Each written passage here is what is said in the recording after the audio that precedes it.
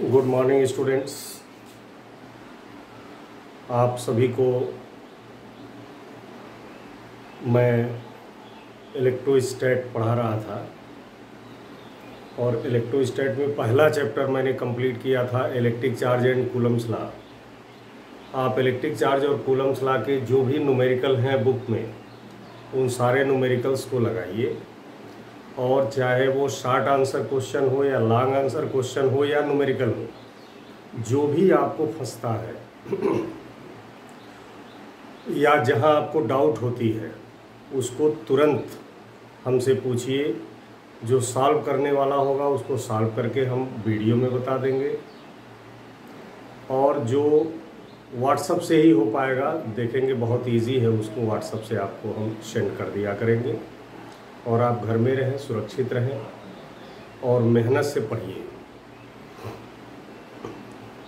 अगला chapter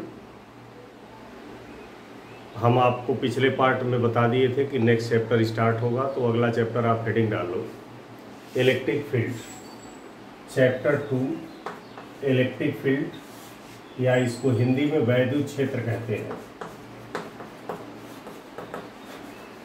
electric field या वैद्युत क्षेत्र। सबसे पहले हम लोग इस चैप्टर में वैद्युत क्षेत्र की परिभाषा पढ़ेंगे, इलेक्ट्रिक फील्ड का डेफिनेशन पढ़ेंगे। तो पहली हेडिंग भी लिख लो इलेक्ट्रिक फील्ड। इलेक्ट्रिक फील्ड को सिंपली आप डिफाइन ये कर सकते हो कि किसी चार्ज या चार्ज ग्रुप, यदि कहीं कोई अकेला चार्ज रखा हो या बहुत सारे चार्ज का एक ग्रुप रखा हो, तो किसी चार्ज या चार्ज ग्रुप के चारों तरफ का वो सारा इलाका, वो सारा रीजन जिसमें हमें इलेक्ट्रिक फोर्स महसूस हो, जहाँ तक हम इलेक्ट्रिक फोर्स को महसूस कर सकते हो, इलेक्ट्रिक फोर्स की फीलिंग कर सकते हो, उसी पूरे इलाके को हम वैद्युत क्षेत्र या इलेक्ट्रिक फील्ड कहते हैं। जैसे मान लीजिए कोई एक चार्ज पार्टिकल मैंने यहाँ रख दिया। अब इस चार्ज पार्टिकल के चारों तरफ मान लीजिए इतने रीजन में हम इलेक्ट्रिक फोर्स महसूस कर रहे हैं। आप जानते हो कि दो चार्ज एक दूसरे को अट्रैक्ट या रिपेल करते हैं। जैसे यहाँ मैंने एक चार्ज पार्टिकल रख दिया, अब इसके चारों तरफ कहीं कोई दूसरा चार्ज रखें तो ये वाला चार्ज उस पर फोर्स लगाएगा। तो ऐसा जैसे मान लीजिए यहाँ हमने चार्ज रखा, अब इस चार्ज के आसपास कोई दूसरा चार्ज हम रखें पॉजिटिव या नेगेटिव, तो ये वाला चार्ज उस चार्ज पर फोर्स लगाएगा। हाँ, ऐसा नहीं है कि ये चार्ज मैंने यहाँ रख दिया तो दूसरा कहीं भी रख दें तो ये फोर्स लगाएगा, ऐसा नहीं है। इसके चारों तरफ एक सर्टेन रीजन है, एक इलाका है, उस रीजन के अंदर यदि हम दूसरा चार्ज रखेंगे तो दूसरे चार्ज पर इस चार्ज का फोर्स महसूस होगा। तो किसी चार्ज के चारों तरफ का वो रीजन जिसमें हम इलेक्ट्रिक फोर्स महसूस कर सकें, उसी पूरे रीजन को हम इलेक्ट्रिक फील्ड या वैद्युत क्षेत्र कहते हैं। जैसे मान लीजिए चार्ज द्वारा ये चार्ज रखा गया और ये चार्ज द्वारा प्रोड्यूस्ड इलेक्ट्रिक फील्ड है। अब यदि इस इलेक्ट्रिक फील्ड के अंदर कोई हम चार्ज रखेंगे तो ये वाला चार्ज इस पर फोर्स लगाएगा, निश्चित रूप से फोर्स लगाएगा। लेकिन यदि इसी के बाहर हम कोई चार्ज रख दें तो ये वाला उस पर फोर्स नहीं लगाएगा। यानी चार्ज के चारों तरफ एक सर्टेन रीजन होता है, एक इफेक्टिव रीजन होता है। उस रीजन के अंदर कोई दूसरा चार्ज रखोगे तो ये वाला चार्ज उस पर फोर्स लगाएगा। इस रीजन के बाहर यदि चार्ज रखिए तो इस चार्ज द्वारा लगाया गया फोर्स महसूस नहीं होगा, इस चार्ज द्वारा लगाया गया फोर्स की फीलिंग नहीं होगी। तो जितने रीजन के अंदर इस चार्ज के द्वारा लगाए गए इलेक्ट्रिक फोर्स को हम फील करते हैं, महसूस करते हैं, उसी पूरे रीजन को हम इलेक्ट्रिक फील्ड कहते हैं। और इस इलेक्ट्रिक फील्ड से बाहर यदि कोई पॉइंट ले लिया जाए और यहाँ कोई चार्ज रख दे तो इस चार्ज द्वारा लगाए गए फोर्स को यहाँ पर हम महसूस नहीं कर सकते। तो किसी चार्ज के चारों तरफ का वो सारा इलाका जिसमें उस चार्ज द्वारा लगाए गए फोर्स को महसूस किया जा सके, इस चार्ज द्वारा लगाए गए फोर्स की फीलिंग हो, उसी इलाके को इलेक्ट्रिक फील्ड या वैद्युत क्षेत्र कहते हैं। और वैद्युत क्षेत्र के बाहर यदि कोई पॉइंट है, यहाँ कोई चार्ज रख दोगे तो इस चार्ज द्वारा लगाया गया फोर्स यहाँ महसूस नहीं होगा, यहाँ हमको इस चार्ज के फोर्स की फीलिंग नहीं होगी, इसलिए पॉइंट इलेक्ट्रिक फील्ड से बाहर कहा जाता है। और इलेक्ट्रिक फील्ड से बाहर यदि कोई पॉइंट ले लीजिए तो उसी को इन्फिनिटी कहते हैं। तो आप इलेक्ट्रिक फील्ड का डेफिनेशन लिख सकते हो कि a region surrounding the charge or charged group in which electric force can be experienced या electrostatic force can be experienced called electric field. या किसी, हिंदी में इसको देख लो, किसी आवेश या आवेश समूह के चारों तरफ का वो सारा क्षेत्र जिसमें हम वैद्युत बल महसूस करें या जिसमें वैद्युत बल महसूस हो, उसी सारे क्षेत्र को हम वैद्युत क्षेत्र कहते हैं। किसी आवेश या आवेश समूह के चारों तरफ का वो सारा इलाका जिसमें हमें वैद्युत बल महसूस हो, वैद्युत बल को महसूस हम कर सकें, उसी इलाके को हम वैद्युत क्षेत्र कहते हैं। और वैद्युत क्षेत्र के बाहर का हर पॉइंट, हर बिंदु इनफाइनाइट या अनंत कहलाता है। ठीक है, तो इलेक्ट्रिक फील्ड का सिंपल डेफिनेशन यही लिख लीजिएगा। अब अगला हेडिंग इसमें लिखिए नेचर ऑफ इलेक्ट्रिक फील्ड।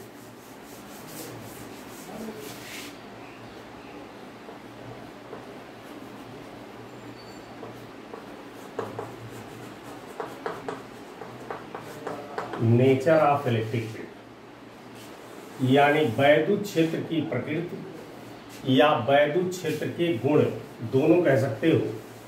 तो इलेक्ट्रिक फील्ड का नेचर या इलेक्ट्रिक फील्ड की प्रॉपर्टी आपसे पूछी जाए तो इलेक्ट्रिक फील्ड की दो प्रॉपर्टी मेनली है। पहला, इलेक्ट्रिक फील्ड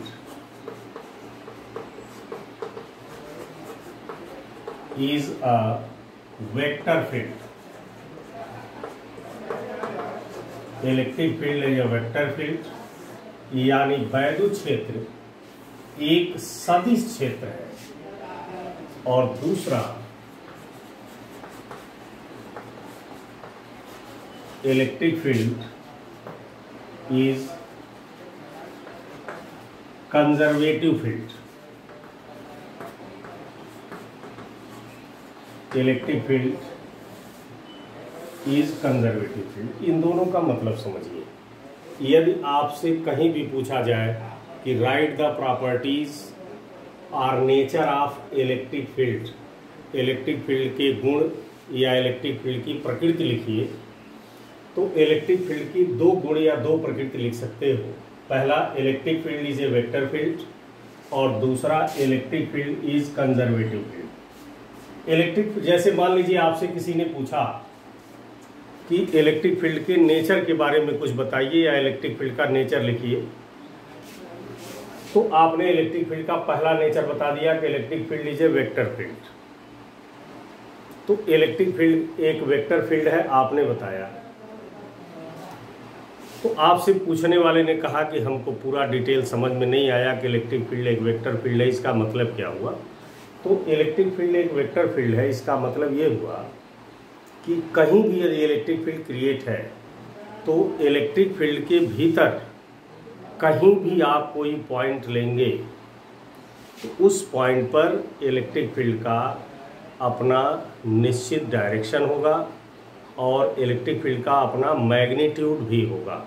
ये वेक्टर फील्ड का मतलब होता है कि कोई भी इलेक्ट्रिक फील्ड कहीं क्रिएट हो और उसके अंदर कोई भी पॉइंट जहां मन करे वहां ले लो, तो उस पॉइंट पर इलेक्ट्रिक फील्ड का अपना मैग्नीट्यूड भी होगा और डायरेक्शन भी होगा। तो electric field is a vector field, ये हेडिंग डालकर इसके अंदर लिख दीजिएगा अपने लैंग्वेज में कि इलेक्ट्रिक फील्ड एक वेक्टर फील्ड है। इसका मतलब ये हुआ कि इलेक्ट्रिक फील्ड के भीतर हर पॉइंट पर इलेक्ट्रिक फील्ड का अपना मैग्नीट्यूड भी होता है और अपना डायरेक्शन भी होता है।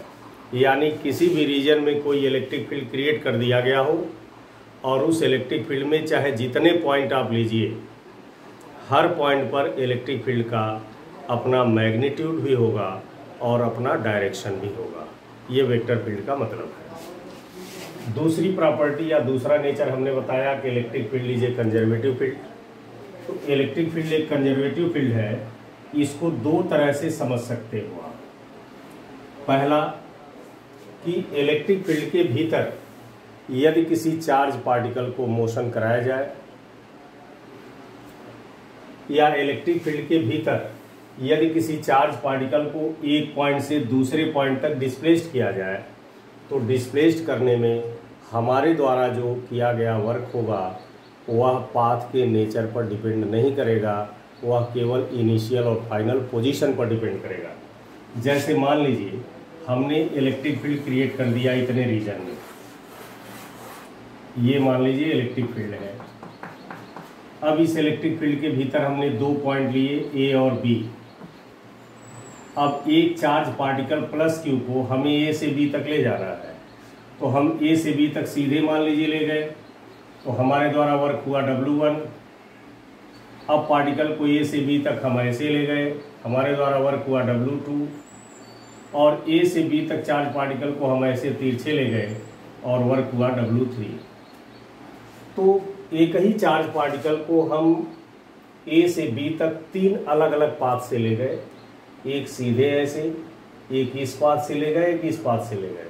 तो हमने चार्ज पार्टिकल को ए से बी तक ले जाने में पाथ को तीन बार चेंज किया, यानी तीन अलग अलग पाथ से हम ले गए, लेकिन हर बार हमारा इनिशियल पॉइंट और फाइनल पॉइंट सेम रहा। हर बार पार्टिकल को हम ए से ही उठाते हैं और बी तक ले जाते हैं, यानी हमारा इनिशियल पॉइंट और फाइनल पॉइंट तीनों बार सेम है, लेकिन हमने पाथ बदल दिया। तो मैंने अभी कहा कि इलेक्ट्रिक फील्ड एक कंजर्वेटिव फील्ड है। इसका मतलब ये हुआ कि किसी चार्ज पार्टिकल को इलेक्ट्रिक फील्ड में एक पॉइंट से दूसरे पॉइंट तक आप ले जाते हो, तो ले जाने में आपका वर्क डन पाथ के नेचर पर डिपेंड नहीं करेगा, वो इनिशियल और फाइनल पोजीशन पर डिपेंड करेगा। यदि तीन पाथ से हम चार्ज पार्टिकल को ले गए और तीनों बार इनिशियल और फाइनल पोजीशन सेम है, तो पाथ भले ही हमने चेंज किया, हर बार वर्क डन भी सेम होगा। इस पर अलग अलग तरह से क्वेश्चन घुमा फिरा के पूछे जाते हैं। तो बेसिकली आप ये बात याद रखना कि इलेक्ट्रिक फील्ड में किसी चार्ज पार्टिकल को यदि एक पॉइंट से दूसरे पॉइंट तक आप ले जा रहे हो, तो आप द्वारा किया गया वर्क डन पाथ के नेचर पर डिपेंड नहीं करेगा। चाहे जिस भी पाथ से पार्टिकल को ले जाओ, हर बार वर्क सेम होगा, बस इनिशियल और फाइनल पोजीशन सेम होना चाहिए, क्योंकि वर्क डन इनिशियल और फाइनल पोजीशन पर डिपेंड करता है।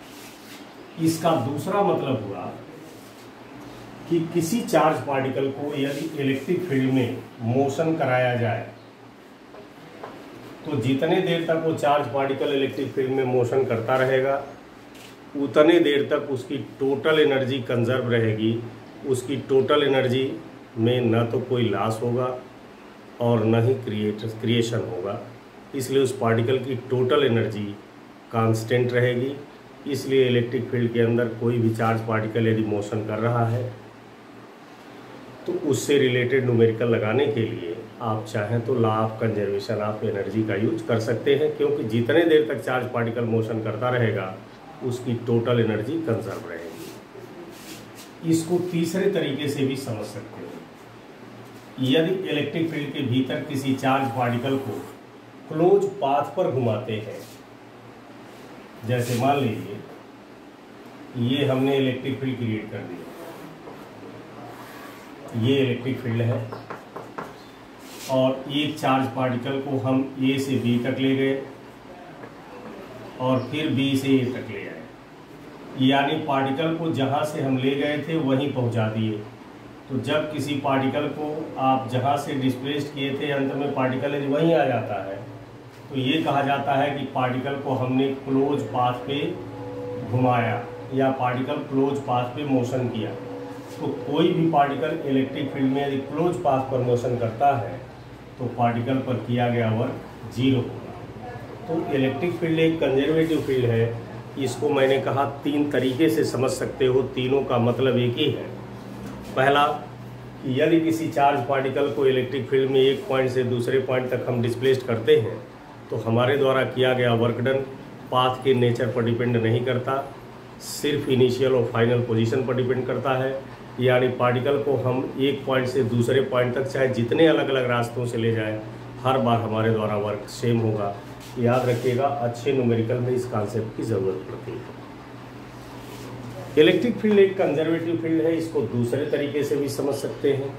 ये इलेक्ट्रिक फील्ड में यदि कोई चार्ज पार्टिकल मोशन कर रहा है तो जितने देर तक वो चार्ज पार्टिकल मोशन करता रहेगा उतने देर तक उसकी टोटल एनर्जी कंजर्व रहेगी, न क्रिएट होगी न लॉस होगी। इसको तीसरे तरीके से भी समझ सकते हो कि यदि किसी चार्ज पार्टिकल को इलेक्ट्रिक फील्ड में क्लोज पाथ पे घुमाया जाए तो हमारे द्वारा किया गया वर्क डन 0 होगा।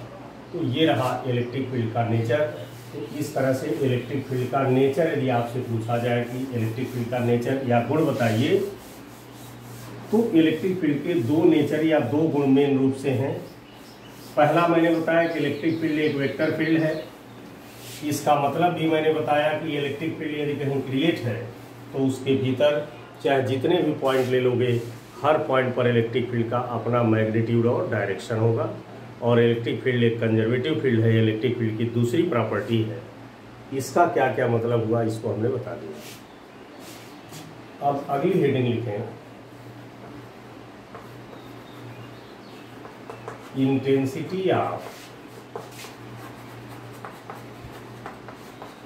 Electric field. Intensity of electric field, intensity of electric field है क्या या इंटेंसिटी क्या है, इसको पढ़ने के पहले थोड़ा सा हम लोग इस पर चर्चा कर लें कि इंटेंसिटी की पढ़ाई हम करते क्यों हैं, इंटेंसिटी की पढ़ाई हमारे लिए महत्वपूर्ण क्यों है। ठीक है, समझ रहे हो बात। जैसे आपकी अगली हेडिंग है इंटेंसिटी ऑफ इलेक्ट्रिक फील्ड, तो इंटेंसिटी ऑफ इलेक्ट्रिक फील्ड है क्या, इसको पढ़ने के पहले हम लोग ये समझें कि इंटेंसिटी की पढ़ाई हम करते क्यों हैं। तो यहाँ समझिए, अभी मैंने आपको बताया है कि कोई भी चार्ज कहीं रख दोगे तो उसके चारों तरफ इलेक्ट्रिक फील्ड क्रिएट हो जाएगा। ये हम फर्स्ट चैप्टर में भी बताए हैं कि कोई चार्ज पार्टिकल यदि कहीं रख दिया जाएगा तो इसके चारों तरफ इलेक्ट्रिक फील्ड क्रिएट हो जाएगा। मान लीजिए हमने यहाँ चार्ज पार्टिकल रख दिया और इसके चारों तरफ इलेक्ट्रिक फील्ड क्रिएट हो गया।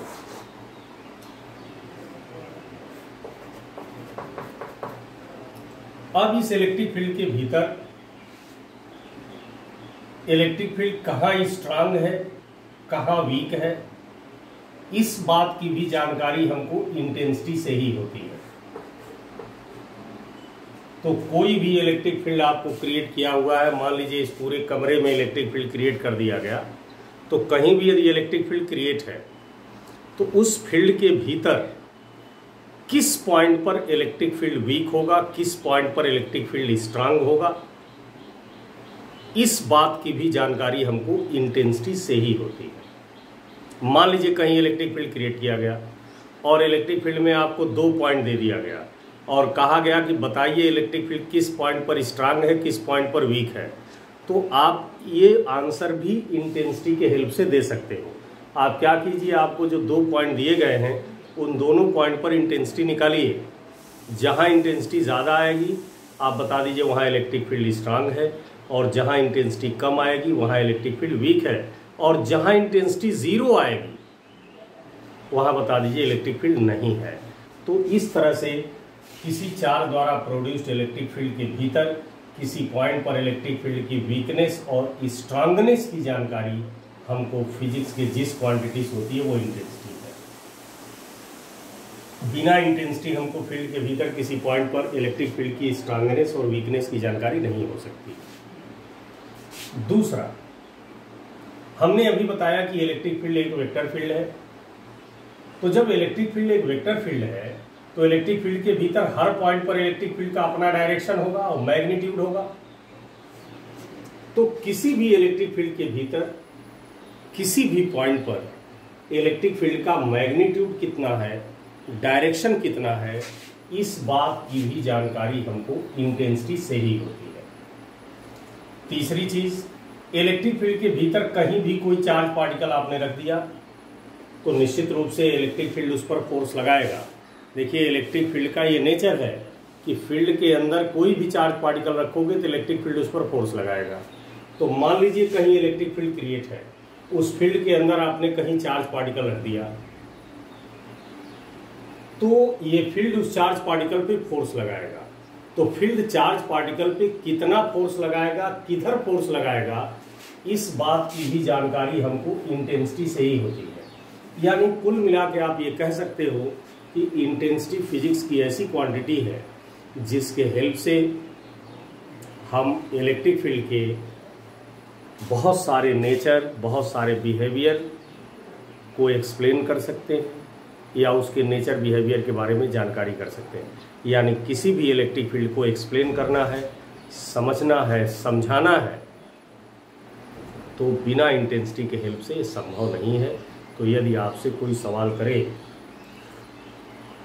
कि हम इंटेंसिटी की पढ़ाई क्यों करते हैं, इंटेंसिटी की पढ़ाई हमारे लिए ज़रूरी क्यों है, तो आप ये 2-4 पॉइंट्स बता दीजिए। पहला कि किसी भी इलेक्ट्रिक फील्ड के भीतर इलेक्ट्रिक फील्ड की स्ट्रांगनेस और वीकनेस, कहाँ पे इलेक्ट्रिक फील्ड स्ट्रांग है, कहाँ वीक है, इसका कंपैरिजन भी इंटेंसिटी के ही हेल्प से हो सकता है। दूसरा आप बता दीजिए कि इलेक्ट्रिक फील्ड चूँकि वेक्टर फील्ड है, तो फील्ड के भीतर हर पॉइंट पर इलेक्ट्रिक फील्ड का अपना मैग्नीट्यूड और डायरेक्शन होता है। तो इलेक्ट्रिक फील्ड के भीतर किसी भी पॉइंट पर इलेक्ट्रिक फील्ड का मैग्नीट्यूड कितना है, डायरेक्शन कितना है, किधर है,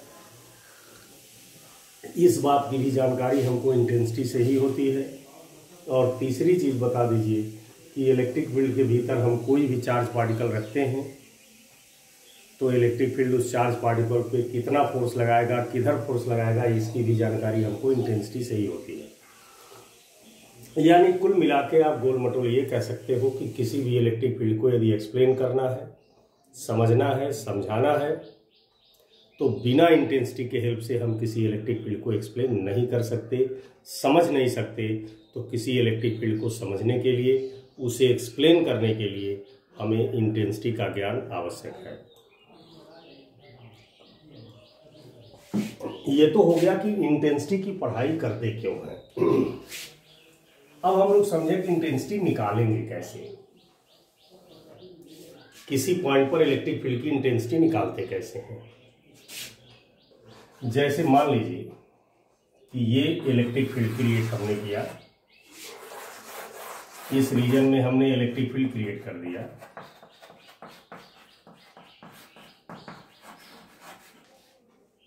अब इस इलेक्ट्रिक फील्ड के भीतर आपको कोई एक पॉइंट दे दिया गया है और कहा गया कि इस पॉइंट पर इंटेंसिटी बताइए। तो इलेक्ट्रिक फील्ड के भीतर किसी भी पॉइंट पर यदि आपको इंटेंसिटी निकालना है तो उसका सबसे आसान और सरल तरीका यही है कि जिस पॉइंट पर, मान लीजिए पॉइंट P है, हमें यहाँ इंटेंसिटी निकालना है, तो जिस पॉइंट पर इलेक्ट्रिक फील्ड में आपको इंटेंसिटी निकालना है उस पॉइंट पर क्या कीजिए, एक टेस्ट चार्ज रख दो Q0, और ये देखिए कि उस टेस्ट चार्ज पर कितना फोर्स लगा। ठीक, जितना फोर्स लगा उसी फोर्स में टेस्ट चार्ज से डिवाइड कर दीजिए, उस पॉइंट पर इंटेंसिटी निकल जाएगी। याद रखिएगा, बहुत आसान तरीका है। इलेक्ट्रिक फील्ड के भीतर किसी भी पॉइंट पर यदि आपको इंटेंसिटी निकालनी है तो जहां इंटेंसिटी निकालनी है वहां एक टेस्ट चार्ज रख दो और देखो कि उस टेस्ट चार्ज पर कितना फोर्स लगा। टेस्ट चार्ज पे जितना फोर्स लगा ऊपर रख दो और उसी में टेस्ट चार्ज से डिवाइड कर दीजिए, उस पॉइंट पर इंटेंसिटी निकल जाएगी। यानी इंटेंसिटी का फार्मूला हो जाएगा F/Q0, यानी फोर्स अपॉन टेस्ट चार्ज या चार्ज। अब इसी फार्मूले के हेल्प से आप इलेक्ट्रिक फील्ड की इंटेंसिटी को डिफाइन कर सकते हो कि the force on unit test charge, the force on unit test charge at a point in electric field is called